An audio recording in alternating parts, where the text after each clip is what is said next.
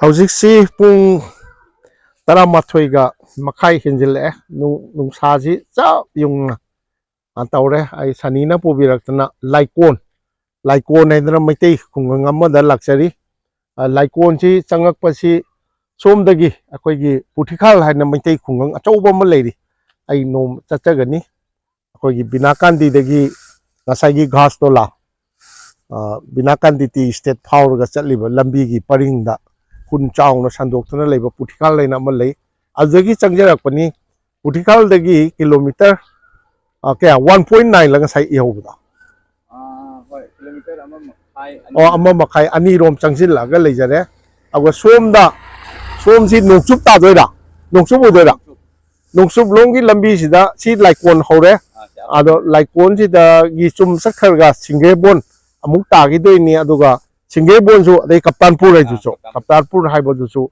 ꯀꯞꯇꯥꯟꯄꯨꯔꯁꯤꯁꯨ ꯃꯩꯇꯩ ꯂꯩꯕ ꯅꯠꯇ꯭ꯔꯣ ꯃꯩꯇꯩ ꯈꯨꯟ ꯀꯞꯇꯥꯟꯄꯨꯔ ꯑꯗꯨ ꯇꯥꯈꯤꯗꯣꯔꯤꯕꯅꯤ ꯑꯗꯩ ꯁꯤꯗꯩꯁꯤꯗ ꯂꯥꯏꯀꯣꯟꯁꯤꯗ ꯑꯅꯧꯕ ꯌꯨꯝ ꯃꯩꯇꯩ ꯈꯨꯟ ꯍꯣꯡꯗꯣꯔꯛꯄꯅꯤ ꯂꯥꯏꯀꯣꯟꯒꯤ ꯃꯩꯇꯩꯁꯤ ꯑꯁ꯭ꯋꯥꯏꯗꯩ ꯑꯗꯨꯝ ꯇꯥꯔꯕ ꯅꯠꯇ꯭ꯔꯣ ꯁꯤꯒꯒꯤ ꯑꯗꯨꯝ ꯍꯧꯔꯅꯤ ꯍꯧꯖꯤꯛ ꯄꯔꯦꯡ ꯅꯥꯏꯅ ꯑꯗ ꯁꯤꯗꯩꯁꯤꯗ ꯒꯣꯂꯥꯁꯤꯡꯒꯤ ꯌꯨꯝ ꯑꯃꯈꯛ ꯈꯜꯂꯦꯕ 이베면 너희들 까용기 윰너 사게 닝원범 시대 홍도레인이니까 너 누빠 그이 태우 떠게 아 오자 오직 오일이브라 좀 그다이다 또렌 군다 오 바리 시대기 하우레 거의 라이콘 마능다 짱자게 이베면 디까 그이 람닝원노 징동 레카이기야 ꯃꯤꯡꯗꯤ ꯏꯕꯦꯝ ꯂꯩ ꯀꯩꯌꯨꯝ ꯅꯤꯡꯉꯣꯜ ꯅꯤꯡꯉꯣꯝꯕꯝ ꯏꯕꯦꯝ ꯂꯩ ꯆꯤꯡꯗꯣꯡ ꯂꯩꯀꯥꯏ ꯅꯤꯡꯉꯣꯜ ꯁꯤꯗꯩꯁꯤꯗ ꯁꯤꯒꯤ ꯌꯨꯝꯗꯨꯅ ꯀꯔꯤꯕ ꯀꯩ ꯉꯁꯥꯏꯗꯣ ꯀꯩꯌꯨꯝꯗꯣ ꯌꯨꯝꯅꯥꯛꯇꯣ ꯂꯥꯏꯁ꯭ꯔꯝ ꯁꯤꯗꯒꯤ ꯍꯧꯔꯦ ꯍꯤꯡꯒꯣꯜꯁꯤꯁꯨ ꯑꯗꯨꯝ ꯏꯕꯦꯝ ꯍꯣꯏꯒꯤꯔꯥ ꯑꯣ ꯆꯥꯎꯕꯅꯤ ꯃꯣꯏ ꯂꯝ ꯑꯣ ꯁꯤ ꯎꯔꯒ ꯅꯨꯡꯉꯥꯏꯅꯦ ꯑꯁꯤ ꯉꯁꯥꯏ ꯔꯥꯝꯅꯒꯔꯒꯤꯗꯣ ꯐꯥꯝ ꯇꯧꯔꯤꯕ꯭ꯔꯥ ꯃꯩꯇꯩꯒꯤ ꯂꯝꯅꯦꯕ ꯑꯣ ꯁꯤ ꯂꯥꯏꯀꯣꯟ ꯍꯧꯔꯦ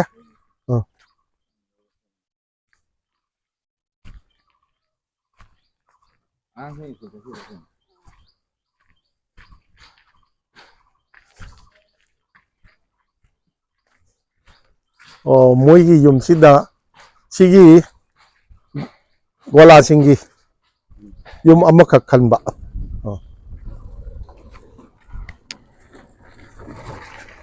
ꯀꯩꯅꯣ ꯂꯝꯕꯤꯁꯤ ꯁꯅꯤ ꯀꯃꯥꯏꯅ ꯇꯧꯔꯤꯅꯣ ꯁꯤ ꯅꯨꯡꯉꯥꯏꯇ꯭ꯔꯤꯁꯦ ꯂꯝꯕꯤꯕꯨꯗꯤ ꯁꯦꯝꯃꯛꯀꯅꯤ ꯁꯤ ꯃꯩꯇꯩꯒꯤ ꯂꯝꯅꯤꯅꯦꯀꯣ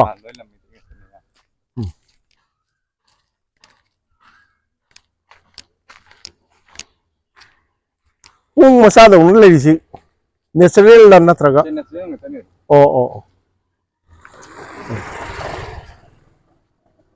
ꯈꯨꯟ ꯃꯅꯨꯡ ꯆꯪꯁꯤꯟꯖꯒꯦ ꯁꯤ ꯅꯥꯛ ꯌꯦꯠꯁꯦ ꯅꯥꯛ ꯌꯦꯠ ꯂꯥꯏꯀꯣꯟꯒꯤ ꯃꯩꯇꯩ ꯌꯨꯝꯊꯣꯡꯁꯤꯡ ꯍꯧꯔꯦ ꯌꯥꯝꯗ꯭ꯔꯦ ꯑꯗꯨ ꯃꯣꯏꯒꯤ ꯋꯥꯔꯤ ꯁꯥꯟꯅꯕ ꯌꯥꯕ ꯃꯤ ꯁꯨꯃꯥꯏꯅ ꯇꯧꯏ ꯆꯤꯡꯗꯣꯡ ꯑꯩꯈꯣꯏ ꯄꯨꯡꯒꯤ ꯀꯩꯅꯣ ꯇꯧꯕꯗꯧꯅ ꯇꯧꯏ ꯉꯝꯊꯔꯒ ꯁꯤꯗ ꯂꯝꯄꯥꯛ ꯑꯃꯁꯨ ꯂꯩ ꯃꯩꯇꯩ ꯅꯨꯄꯤ ꯑꯃ ꯁꯤꯗ ꯂꯦꯞꯄꯁꯤ ꯗꯨꯀꯥꯟꯂꯣ ꯁꯤꯕꯣ दुकान मचा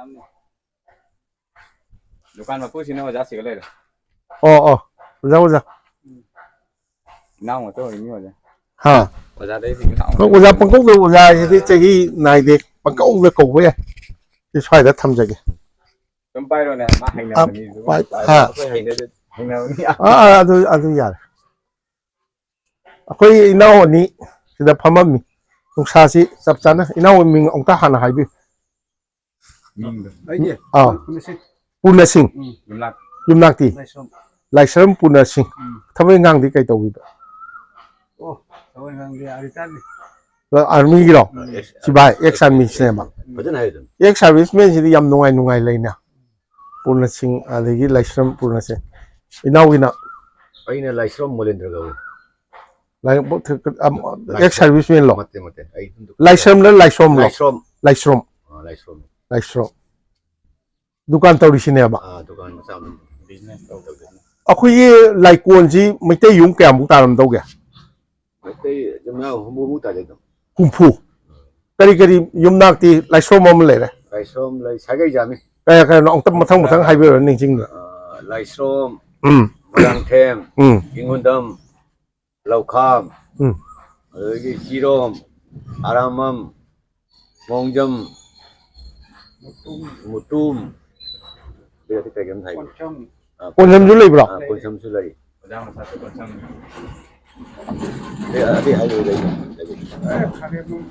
ꯃꯅꯤꯁꯨ ꯂꯩ ꯆꯐꯨꯕꯝꯁꯨ ꯂꯩ ꯕꯥꯃꯣꯟꯒꯤ ꯀꯩꯅꯣꯗꯤ ꯂꯩꯇ꯭ꯔꯣ ꯕꯥꯃꯣꯟꯁꯨ ꯂꯩꯅꯤ ꯕꯥꯃꯣꯟꯁꯤ ꯀꯔꯥꯏꯋꯥꯏ ꯂꯩ ꯕꯥꯃꯣꯟꯁꯦ ꯃꯈꯥꯗꯅꯤ ꯈ꯭ꯋꯥꯏꯗꯒꯤ ꯋꯥꯔꯤ ꯂꯤꯕꯗ ꯍꯟꯗꯛ ꯃꯔꯥ ꯀꯜꯆꯔꯦꯜ ꯐꯦꯁꯇꯤꯚꯦꯜꯗ ꯐꯦꯂꯤꯁꯤꯇꯦꯠ ꯇꯧꯈꯤꯕꯗꯣ ꯑꯣꯖꯥ ꯑꯗꯣ ꯁꯤ ꯑꯣ ꯃꯅꯤꯡꯂꯣꯝꯗ ꯌꯨꯝ ꯍꯨꯝꯐꯨ ꯀꯩꯅꯣꯗꯤ ꯂꯝꯒꯅꯤꯗ ꯃꯩꯇꯩꯒꯤ ꯂꯥꯏꯀꯣꯟꯒꯗꯤ ꯂꯤꯡꯒ ꯂꯩꯇ꯭ꯔꯣ ꯃꯩꯇꯩꯒꯤ ꯂꯥꯏꯁꯪ ꯍꯥꯏꯗꯤ ꯄꯥꯈꯪꯕꯒꯤꯕꯨ ꯑꯣꯏꯔꯁꯨ ꯂꯩꯇꯦꯕ ꯂꯩꯇꯦ ꯑꯗꯨꯗꯤ ꯑꯣ ꯑꯩꯈꯣꯏ ꯑꯗꯨꯝ ꯆꯨꯝꯅꯩ ꯃꯍꯥꯗꯦꯕ ꯃꯟꯗꯤꯔ ꯑꯗꯨꯝ ꯂꯩꯌꯦ ꯃꯍꯥꯗꯦꯕꯒꯤ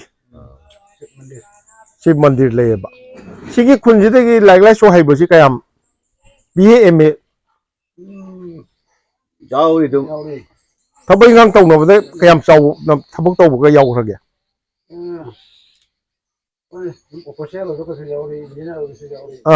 ꯌꯥꯎꯔꯤ ꯑꯗꯨꯝ ꯃꯄꯥꯟꯗ ꯂꯩꯈ꯭ꯔꯦ ꯄꯨꯝꯅꯃꯛ ꯁꯔꯀꯥꯔꯒꯤ ꯑꯁꯥꯝ ꯁꯔꯀꯥꯔꯒꯤ ꯊꯕꯛ ꯇꯧꯕ ꯀꯌꯥꯝ ꯂꯩꯒꯦ ꯍꯧꯖꯤꯛ ꯍꯧꯖꯤꯛ ꯌꯥꯎꯔꯤ ꯑꯣꯖꯥꯁꯨ ꯑꯣꯏꯕ ꯃꯌꯥꯝ ꯌꯥꯎꯔꯤ ꯏꯟꯖꯤꯅꯤꯌꯥꯔꯁꯨ ꯌꯥꯎꯔꯤ ꯑꯩ ꯄ꯭ꯔꯣꯐꯦꯁꯔꯁꯨ ꯌꯥꯎꯔꯤ ꯑꯥꯔꯃꯤ ꯃꯌꯥꯝꯁꯨ ꯌꯥꯎꯔꯤ ꯑꯗꯩ ꯀꯣꯝꯄꯅꯤꯁꯨ ꯌꯥꯎꯔꯤ ꯑꯗꯩ ꯃꯁꯥ ꯃꯁꯥꯒꯤ ꯃꯈꯣꯏ ꯕꯤꯗꯁꯨ ꯃꯌꯥꯝ ꯌꯥꯎꯅꯔꯤ ꯂꯧꯆꯥꯛ ꯂꯣꯏꯅ ꯂꯩꯅꯕ꯭ꯔꯣ ꯁ꯭ꯋꯥꯏꯒꯤꯁꯤꯕꯣ ꯑꯗꯨꯝ ꯂꯩꯅꯩ ꯌꯨꯝꯊꯣꯡ ꯈꯨꯗꯤꯡꯒꯤ ꯑꯗꯨꯝ ꯂꯩꯅꯩ ꯂꯧꯆꯥꯛ ꯌꯨꯝꯊꯣꯡ ꯑꯥꯔꯃꯤꯅꯤ ꯂꯥꯏꯀꯣꯟꯁꯤꯗꯤ ꯍꯥꯟꯅꯗꯤ ꯂꯣꯏ ꯑꯥꯔꯃꯤꯅꯤ ꯍꯧꯖꯤꯛꯇꯅꯤ ꯑꯁꯤꯗꯩꯁꯤꯗ ꯑꯁꯤꯗꯩꯁꯤꯗ ꯑꯣꯚꯔꯍꯦꯗ ꯇꯦꯡ ꯑꯃ ꯂꯩꯔꯤꯁꯦ ꯑꯁꯤꯅ ꯈꯨꯟ ꯄꯨꯔꯤꯔ ꯏꯁꯤꯡꯁꯦ ꯑꯗꯨ ꯏꯁꯤꯡ ꯑꯃ ꯅꯨꯡꯉꯥꯏꯔꯦ ꯏꯁꯤꯡ ꯑꯃ ꯅꯨꯡꯉꯥꯏꯔꯦ ꯁ꯭ꯀꯨꯜꯗꯤ ꯁꯤꯡꯒꯦꯕꯣꯟ ꯆꯠꯂꯤꯔ ꯁꯤꯡꯒꯦꯕꯣꯟ ꯍꯥꯏ ꯁ꯭ꯀꯨꯜꯗ ꯆꯠꯂꯤ ꯑꯩꯈꯣꯏ ꯈꯨꯟꯗꯅ ꯑꯦꯜ ꯄꯤ ꯁ꯭ꯀꯨꯜ ꯂꯩꯖꯩ L P school Manipuri medium ला मणिपुरी मीडियम लेके छात्र तमनरी बहु तमी तमी ओ अदगी कइनोदी वार्ड मेंबर गादी काब ngambro sibo ngamai da ko khungi mitai dum lei mitai na kayeba mitai na mitai gi ग्राम पंचायत कराई चिंगिनो छतम हमदा दा हां ओ सटोमंदा अदु मैतै ना मेंबर ओइजबदुमदि फरे अदु बामोंगी दुदा चौसिरा अदु निप चावना सिजो लखीपुर चिंगिनी को लखीपुर ओरै सिजो जा केनोने एक्स सर्विसमैन नि सिजो आर्मी रिटायरमेंट मिंगा केनोगा हायो इंटरव्यू एक सर्विसमैन दी यम नुंगाई नुंगाई लेना आई जे सुम मैतै खुनगंग सुम तचाबनिदा तचरगा मी कयाम लेबा कैदौबा फिबम कमाइन तौबा ओजाई मिंगदी कई कौबिबा पुंसी कयुमनो लाइस्रोम लाइस्रोम ने ख्वाई यामिरा सेइसदा लाइकोन सिदा माने मोरांथेम गामि मोरांथेम यामि ओ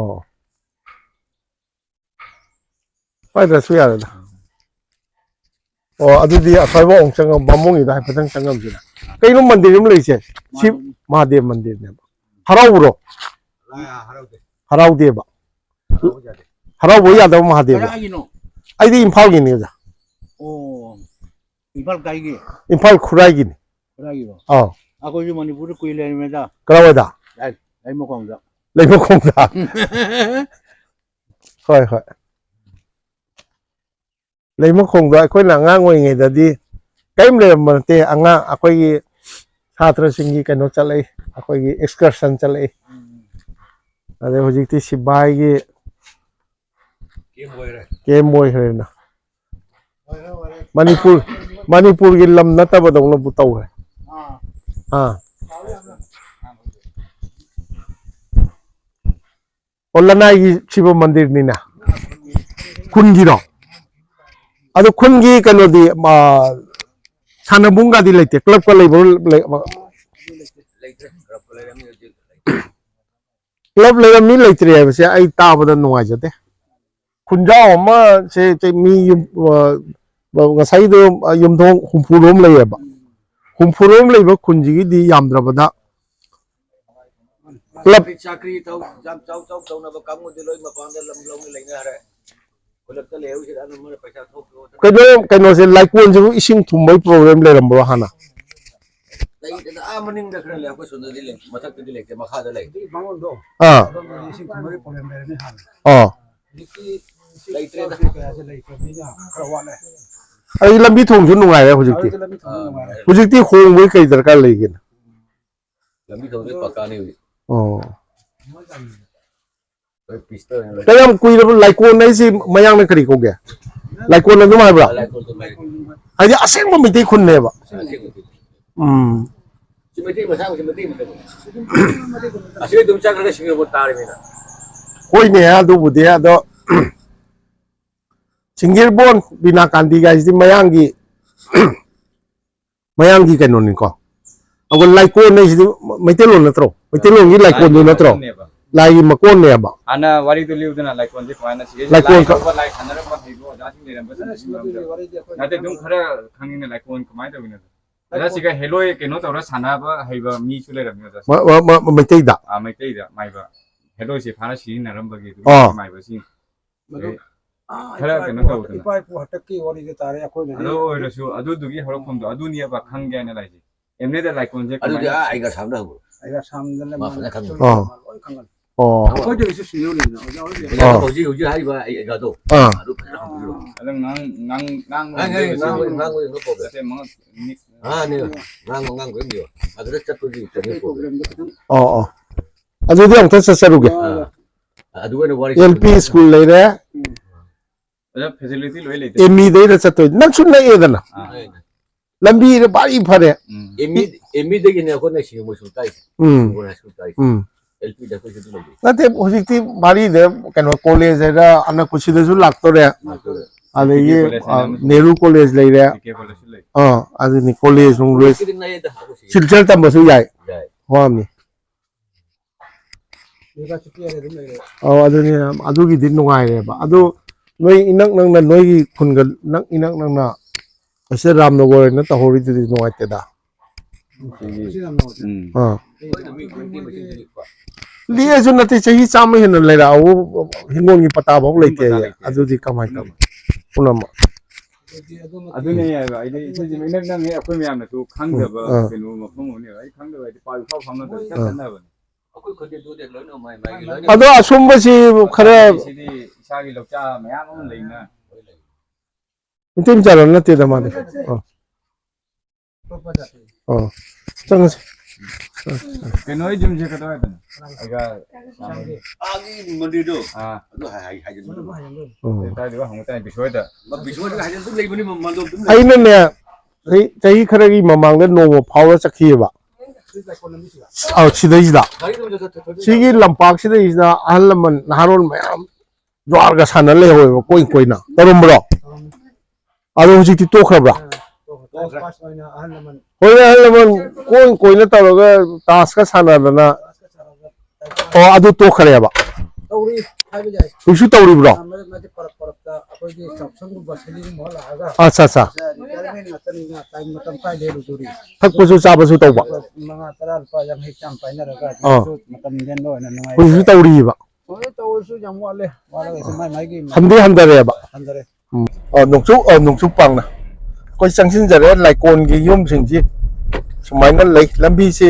khitang wala saram ba gi kairak pania du lambi gi di jara jara sei ja yam phajana koi gi water supply gi si yam phajana sem ado maitai gi yum si mawong ta na adum lai nei ingon yam saunari hoi gi men oja in khol jam mara dan le ni hoi kano tawro masagi mana masing puthokra to pa de masagi chana bu de dum moi lem pa no ke oja to ga che jam thong khudeng gi government service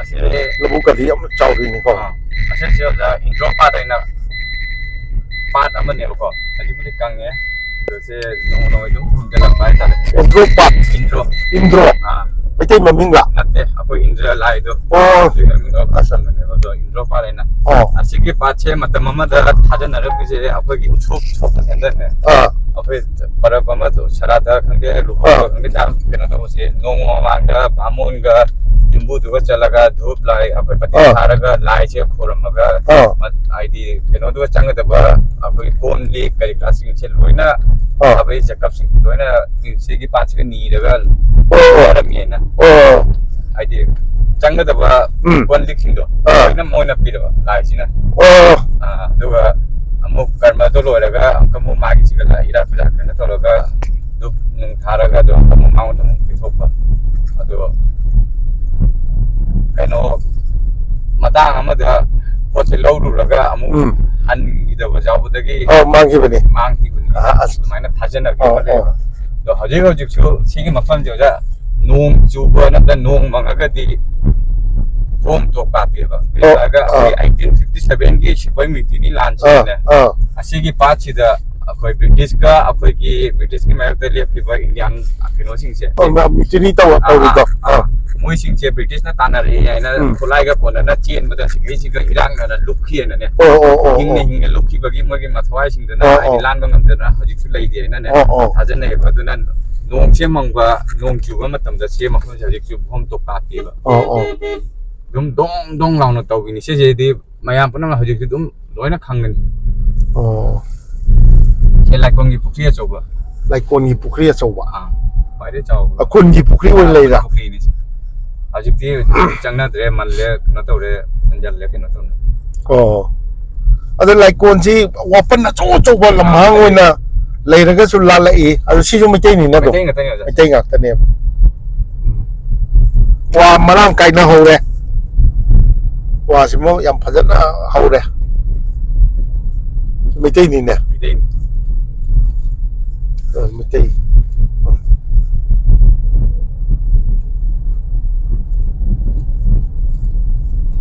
ꯅꯥꯛ ꯌꯦꯠꯇꯤ ꯇꯥꯔꯒꯁꯨ ꯌꯨꯝꯂꯣꯟꯗꯤ ꯂꯟꯕ ꯂꯝ ꯃꯔꯥꯡ ꯌꯥꯝ ꯀꯥꯏꯔꯤꯕ ꯄꯣꯔꯛꯇꯩ ꯀꯌꯥꯝ ꯂꯥꯞꯊꯣꯔꯛꯑꯒꯦ ꯁꯦ ꯂꯥꯞꯇ꯭ꯔꯦꯗꯤ ꯁꯨꯝ ꯈꯔꯗꯤ ꯀꯩꯅꯣ ꯇꯧꯔ kilometre 3-4 ꯑꯁꯤꯒꯤ ꯑꯁꯣꯝꯗ ꯂꯩꯔꯤꯁꯦ ꯁꯤꯡꯒꯦꯔꯕꯣꯟꯅꯦ ꯑꯣꯖꯥ ꯁꯦ ꯁꯤꯡꯒꯦꯔꯕꯣꯟꯅꯦꯕ ꯁꯤꯡꯒꯦꯔꯕꯣꯟ ꯁꯤꯡꯒꯦꯔꯕꯣꯟ ꯁꯤꯒ ꯑꯣꯏꯔꯝꯃꯦ ꯑꯃꯣꯟ ꯌꯨꯝꯁꯦ ꯂꯩꯀꯣꯟꯒꯤ ꯅꯣꯡꯆꯨꯞ ꯊꯪꯕ ꯈꯨꯟꯗꯣꯟꯅꯤ ꯑꯗꯨꯒ ꯃꯥꯡꯗ ꯁꯨꯃꯥꯏꯅ ꯐꯩꯅ ꯆꯠꯈ꯭ꯔꯤꯕ ꯂꯝꯕꯤ ꯃꯥꯡꯗ ꯎꯔꯤꯕꯁꯤꯅ ꯑꯩꯈꯣꯏꯒꯤ ꯁꯤꯡꯒꯦꯔꯕꯣꯟꯅꯤ ꯁꯤꯡꯒꯦꯔꯕꯣꯟ ꯃꯩꯇꯩ ꯄꯥꯡꯒꯜꯁꯨ ꯂꯩ ꯑꯗꯨꯒ ꯃꯩꯇꯩꯁꯨ ꯂꯩ ꯑꯗꯨꯒ ꯀꯕꯨꯏꯁꯨ ꯂꯩ ꯁꯨꯃꯥꯏꯅ ꯇꯧꯗꯅ ꯑꯩꯈꯣꯏ ꯂꯥꯛꯑꯦ ꯂꯩꯀꯣꯟꯒꯤ ꯌꯨꯝꯂꯩ ꯀꯩꯔꯩꯁꯤ ꯑꯗꯨꯝ ꯅꯨꯡꯉꯥꯏ ꯌꯥꯏꯐꯅ ꯂꯩ ꯑꯗꯨꯕꯨ ꯍꯤꯡꯒꯣꯜ ꯌꯥꯝꯅ ꯃꯔꯥꯡ ꯀꯥꯏꯕꯅꯤꯅ ꯀꯩꯁꯨ ꯁꯤꯖꯤꯟꯅꯗꯕ ꯃꯑꯣꯡꯗ ꯑꯩꯈꯣꯏꯒꯤ ꯋꯥꯄꯟ ꯆꯥꯎ ꯆꯥꯎ ꯂꯩꯔꯒ ꯂꯝꯂꯦꯝꯒꯤ ꯐꯤꯕꯝꯗ ꯌꯥꯝꯅ ꯂꯩꯍꯧꯋꯤ ꯕꯥꯃꯣꯟ ꯌꯨꯝ ꯁꯣꯏꯗ꯭ꯔꯕꯣ ꯂꯧꯕꯨꯛ ꯂꯝꯍꯥꯡꯁꯤꯡꯁꯤꯁꯨ ꯂꯧ ꯑꯃꯨꯛꯈ ꯎꯔꯒ ꯁꯤꯡꯁꯦ ꯂꯣꯏ ꯃꯥꯡꯅ ꯁꯤ ꯃꯥꯡ ꯂꯩꯔꯤꯅꯦꯕ ꯁꯦ ꯇꯔꯨꯛ ꯇꯔꯦꯠꯁꯦ ꯑꯔꯦꯝꯕꯗ ꯊꯥ ꯂꯩꯔꯤꯁꯦ ꯕꯔꯥꯛꯁꯤ ꯀꯔꯣꯝꯗ ꯕꯔꯥꯛꯁꯤ ꯁꯣꯝꯗ ꯁꯣꯝꯗ ꯁꯤꯡꯒꯦꯔꯕꯣꯟ ꯄꯔꯤꯡꯗ ꯄꯔꯤꯡ ꯑꯗꯨꯝ ꯂꯩꯀꯣꯟ ꯏꯁꯤꯡ ꯆꯥꯎꯋꯤ ꯍꯥꯏꯁꯦ ꯀꯗꯥꯏꯗꯒꯤ ꯏꯁꯤꯡꯅ ꯆꯥꯎꯔꯤꯅꯣ ꯏꯟꯗ꯭ꯔꯣꯒꯤ ꯄꯥꯠꯁꯦ ꯏꯟꯗ꯭ꯔꯣ ꯄꯥꯠ ꯍꯥꯏꯁꯤꯗꯒꯤ ꯀꯩꯅꯣ ꯇꯧꯗ꯭ꯔꯦ ꯍꯧꯖꯤꯛꯄꯨꯗꯤ ꯆꯥꯎꯗ꯭ꯔꯦꯕ ꯋꯥꯡꯅ ꯀꯩꯅꯣ ꯇꯧꯔꯕꯅꯤꯅ ꯊꯨꯅꯔꯕꯅꯤꯅ ꯏꯁꯤꯡ ꯆꯥꯎꯈ꯭ꯔꯒ ꯉꯥ ꯌꯥꯝ ꯐꯥꯏ ꯀꯥꯏꯅ ꯇꯥꯏꯌꯦꯕ ꯋꯥꯔꯤ ꯍꯧꯖꯤꯛꯀꯤ ꯏꯟꯗ꯭ꯔꯣ ꯄꯥꯠꯁꯤꯗꯅꯦꯕ ꯉꯥ ꯐꯥꯔꯤꯁꯦ ꯑꯗꯒꯤ ꯍꯧꯖꯤꯛ ꯈꯔ ꯀꯩꯅꯣ ꯇꯧꯔꯤꯁꯦ ꯀꯞꯇꯥꯝꯄꯨꯔꯁꯤꯃ ꯑꯣꯏꯔꯤ ꯏꯁꯤꯡ ꯆꯥꯎꯔꯒꯗꯤ ꯑꯩꯒ ꯁꯥꯟꯇꯤꯁꯨ ꯋꯥꯔꯤ ꯂꯤꯕꯗ ꯁꯨꯝꯕ ꯂꯩꯔꯕ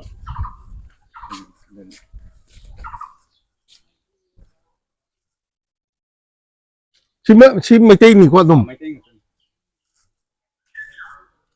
ꯕꯦꯝꯃ ꯅꯪꯁꯨ ꯃꯩꯇꯩꯔꯥ ꯀꯥꯏ ꯆꯠꯂꯤꯕ ꯘꯥꯠ ꯍꯥꯏꯗꯤ ꯀꯩꯗ ꯆꯠꯇꯣꯔꯤꯕ ꯒꯥꯔꯤꯗ ꯑꯦꯛꯇꯤꯚꯥꯗ Activada. Oh, nang namin kay ko ba? Baby. To kayum no. Sagay kay Mutum. mutum niya ba? Nang di college ka bo. Ang kare. Kay datami. Sige da. Sige bonda. Oh, PK si kay hay no. Aja sigat pa kilometer ma hade sigala ire. Oh, adusu galing chal sala. Tali. Kilometer khong sala su ya. Oh, pai pai. Nang sigiro. Nang sigiro. Jim sigiro. Oh.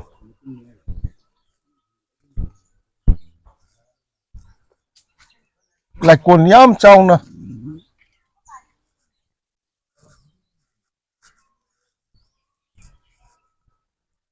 Sidan nalama si sili ne ko sa niya. Indro pati marin niyo ja. Marin ne ba? O hujiki patu dagi chawkalak pa ising na sida isda. Se tien ba. Chilaga adai mokal aga ne ising chaw yen tawmi se. Oh. Masin dong ju tham tam nga pharam ni bo. Hai. Uza kari gi no. Hara jon dok da. Kudik su phari bro. Nate ya dong ju tham tam da. Hai hai. Uza hoi di Keno ni baja se ta legi la. ai se sum mayam kun da chatlaga. Mapan mai puda lei ba kun jing ke chala ga kun jing. Sum kun wari saba. Wari saba mai to. Siya to khitang nuai ro. Oh yani yani. Uza ming di kari kawi ba. Mani Chandra kauri. O mutum lo kaino. Ai Sombam CS. Changlungbam. Ai uza gi di.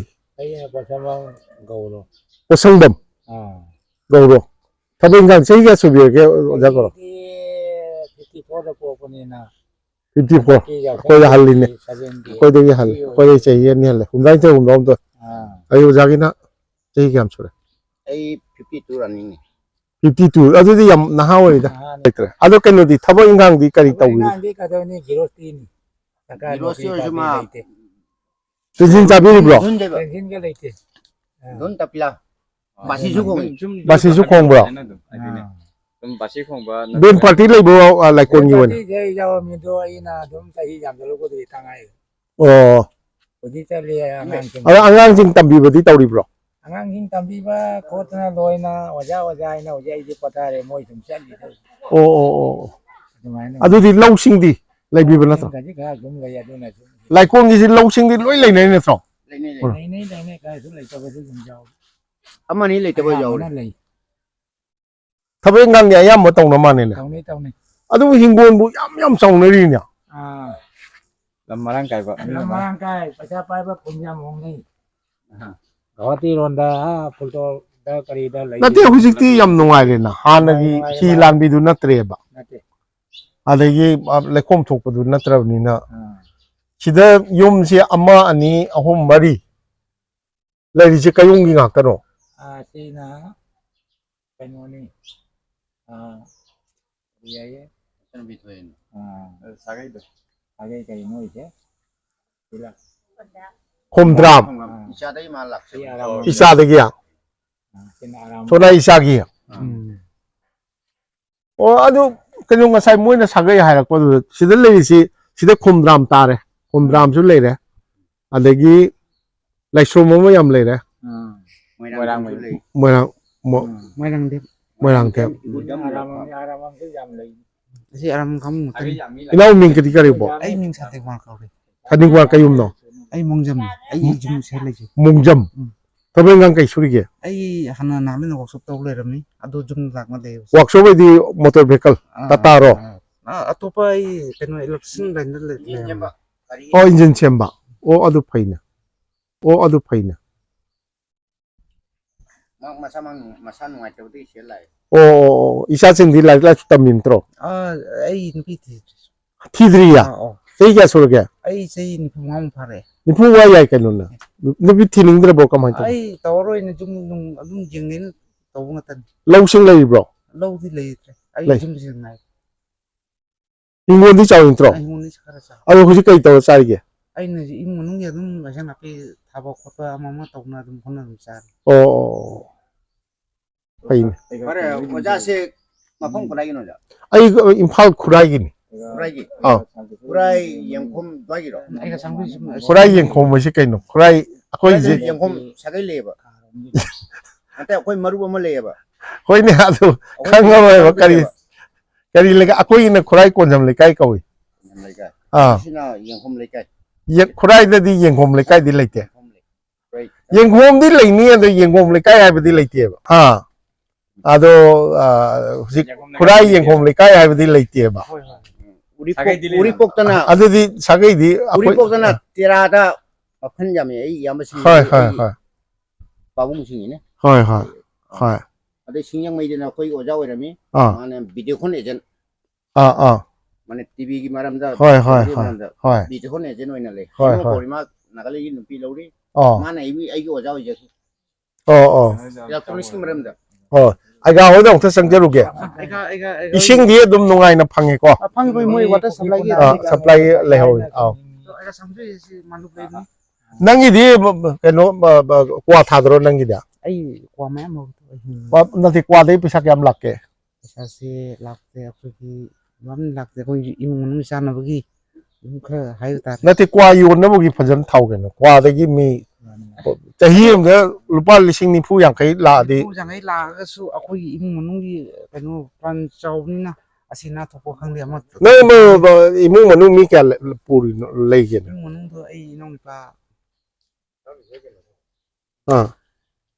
ꯑꯍꯨꯝꯅꯤ ꯊꯕꯛ ꯇꯧꯕ ꯌꯥꯎꯔꯕꯣ ꯑꯃꯅ ꯑꯥꯔꯃꯤꯅꯤ ꯑꯥꯔꯃꯤꯅꯦ ꯑꯗꯨꯒ ꯃꯥꯗꯤ ꯇꯣꯉꯥꯟꯅ ꯆꯥꯈ꯭ꯔꯦ ꯌꯥꯏꯃꯗꯣ ꯑꯩ ꯃꯈꯥꯗꯣ ꯑꯃꯅ ꯍꯧꯖꯤꯛ ꯕꯦꯡꯒꯂꯣꯔ ꯊꯕꯛ ꯁꯨꯔꯤ ꯑꯗꯨꯗꯤ ꯑꯇꯣꯝꯕꯗꯣ ꯋꯥꯅꯤꯡꯉꯥꯏ ꯂꯩꯇꯦ ꯋꯥꯅꯤꯡꯉꯥꯏ ꯂꯩꯇ꯭ꯔꯁꯨ ꯑꯩꯅ ꯍꯥꯏꯖꯔꯤꯕ ꯅꯪ ꯍꯛꯆꯥꯡ ꯅꯨꯡꯉꯥꯏꯇ꯭ꯔꯤꯁꯤ ꯀꯩꯅꯣ ꯑꯩꯅ ꯅꯍꯥꯟ ꯂꯩꯕꯗꯣ ꯑꯩꯅ ꯖꯒꯣꯟ ꯆꯠꯂꯨ ꯁꯛꯇꯤꯃꯥꯟ ꯈꯔ ꯁꯦꯝꯃꯨꯏꯕ ꯑꯗꯩ ꯀꯥꯡ ꯆꯤꯛꯄ ꯈꯣꯠꯄ ꯃꯦꯂꯦꯔꯤꯌꯥꯔꯣ ꯅꯠꯇꯦ ꯑꯗꯨꯁꯨ ꯅꯠꯇꯕ ꯏꯪꯕꯅ ꯑꯩꯉꯣꯟꯗ ꯗꯨꯁꯥ ꯇꯥꯈꯤꯕ ꯍꯥꯏꯇꯥꯔꯦ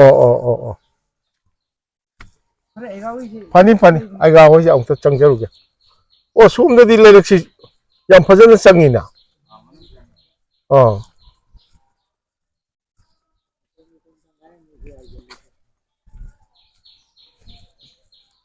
ꯂꯩꯔꯛ ꯆꯪꯕ ꯑꯣꯏꯔꯁꯨ ꯕ꯭ꯂꯣꯛ ꯊꯥꯔꯤꯁꯤꯃꯇꯪꯗꯤ ꯐꯩꯗ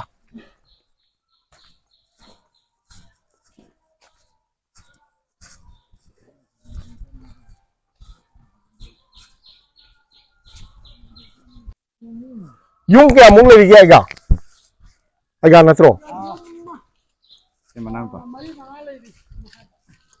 ꯑꯩꯒ ꯍꯔꯦ ꯀ꯭ꯔꯤꯁꯅ ꯑꯩꯒ ꯍꯣꯏ ꯀꯩ ꯌꯨꯝꯅꯣ ꯍꯖꯥꯔꯤꯃꯌꯨꯝ ꯑꯩꯒ ꯍꯣꯏꯗꯔ ꯂꯩꯕꯤꯔꯤꯁꯦ ꯂꯩꯀꯣꯟꯗ ꯑꯩꯒ ꯍꯣꯏ ꯏꯆꯤꯟ ꯏꯅꯥꯎ ꯌꯨꯝ ꯑꯃ ꯑꯅꯤꯗꯤ ꯎꯖꯔꯦ ꯑꯍꯨꯝꯂꯣ ꯑꯍꯨꯝꯁꯤꯗ ꯌꯨꯝ ꯑꯍꯨꯝ ꯑꯩꯈꯣꯏ ꯏꯆꯤꯜ ꯏꯅꯥꯎ ꯇꯔꯨꯛꯇ ꯂꯛꯈꯤꯄꯨꯔꯗ ꯑꯅꯤ ꯑꯃ ꯑꯩꯈꯣꯏ ꯀꯌꯥꯝꯗꯤ ꯂꯩꯈꯤꯗ꯭ꯔꯦ ꯇꯥꯆꯧ ꯂꯩꯔꯤ ꯍꯧꯖꯤꯛ ꯑꯩꯈꯣꯏ ꯏꯆꯤꯜ ꯏꯅꯥꯎ 5 ꯂꯩꯔꯤ ꯑꯩꯒ ꯃꯤꯡꯗꯨ ꯀꯔꯤꯕ ꯆꯟꯗ꯭ꯔꯗꯥꯁ ꯍꯖꯥꯔꯤꯃꯌꯨꯝ ꯆꯟꯗ꯭ꯔꯤꯗꯥꯁ ꯑꯩꯒ ꯀꯩ ꯊꯕꯛ ꯏꯪꯈꯥꯡ ꯇꯧꯕꯤꯔꯝꯒꯦ ꯑꯩ ꯑꯦꯛꯁ ꯁꯔꯚꯤꯁꯃꯦꯟ ꯑꯗꯨ ꯌꯥꯝ ꯅꯨꯡꯉꯥꯏ ꯂꯩꯕꯤꯔꯤꯅꯦ ꯏꯆꯥꯁꯤꯡꯗꯤ ꯀꯔꯤ ꯇꯧꯕ ꯏꯆꯥꯁꯤꯡ ꯄ꯭ꯔꯥꯏꯚꯦꯠ ꯖꯣꯕ ꯑꯣꯏꯅ ꯅꯨꯄꯥ 2 ꯃꯄꯥꯟ ꯂꯩꯔꯤꯔꯥ ꯃꯄꯥꯟꯗ ꯑꯩꯒ ꯍꯣꯏꯒꯤ ꯁꯤ ꯃꯥꯝꯗꯣꯞꯂꯣ ꯂꯥꯏꯁꯪꯗꯤ ꯑꯁꯣꯝ ꯂꯩꯔꯦ ꯂꯥꯏꯁꯪꯁꯤ ꯃꯈꯥ ꯑꯣꯜꯂꯤꯔꯥ ꯈꯥ ꯑꯣꯟꯕꯅꯤ ꯈꯥ ꯑꯣꯟꯕꯅꯦꯕ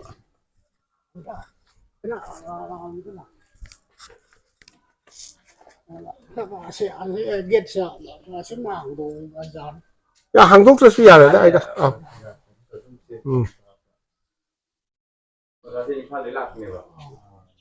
जय श्री कृष्ण लाइसंग असिने जगमोहन वालसंग वालौसंग असिने जगमोहन पर्व दिन सिंह तौबिरिब्रो करी कांगा चिंब्रो कैनोसिबो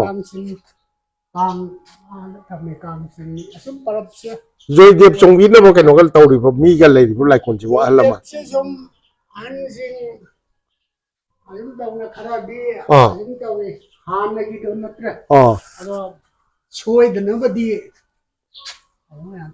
सी मदो अनौबसी कइनो एमएलए मंत्री न सारीरा कलिनो मोय फंगी सारीरा एमपी फंदगी ओ अदो थालेबा फाउंडेशन स्टोन मसी याम फैने सोंगी कइनोसिंगसि यामना ओ सिदा लेरे ओ एमपी का मिनिस्टर का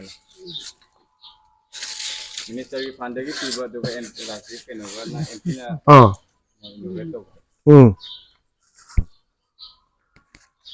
एमपी अंडर एमपी लेट साइज कई खंगदरे 20234 नेमो scheme construction of community hall at Manipuri Para near the house of Shyam Kishore Sharma लाइकोल लखीपुर स्कीम कोड अदु हाइना डॉक्टर राजदीप रॉय सिना अखोय सिलचर की एमपी दुगा कौशिक राय सिना मिनिस्टर मेंबर हुजिक मिनिस्टर ओरिसे लखीपुर की मासे जी की एमएलए ने आइगा करी असी अना थोलकपदा अखोयगी स्वाइगी लाइकोनगी मीसिंगसे अदुम मसाना खुनगी मीना अदुम सक्सोनबा अदुम तौबो कोनजबरा मपानदगी तांगबरा हम अखोई खुंदा रा लैरिसना इसै सकबो बादगी सम अनपदा लैरि असमाइना असिदा सोमददी कइनो लेतरे युम लेतरे जुम लैरि लेरिब्रो जुम मरी मंगा मोले पुन्ना कयामु लेगिन असोमददी हुमफु हारे लाइकोन मोय अनि खक लेरा